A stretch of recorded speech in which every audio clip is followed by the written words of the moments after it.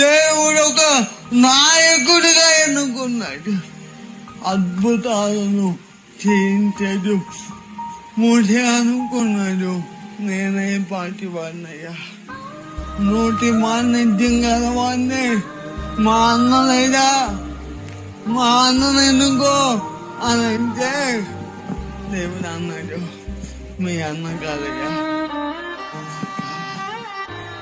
తమ్ముడు, నీకు సామర్థ్యం లేదా, జ్ఞానం లేదా, చదువు లేదా, టాలెంట్ లేదా, ఏమి లేకపోయినా పర్లేదు, నువ్వు దేవుని ప్రణాళికలో ఉన్నావు.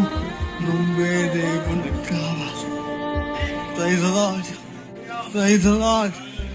అన్నీ ఉన్నోతో చేయించడం వేరు, ఏమీ లేనోతో అన్నీ చేయించడం దేవుని స్టైలు.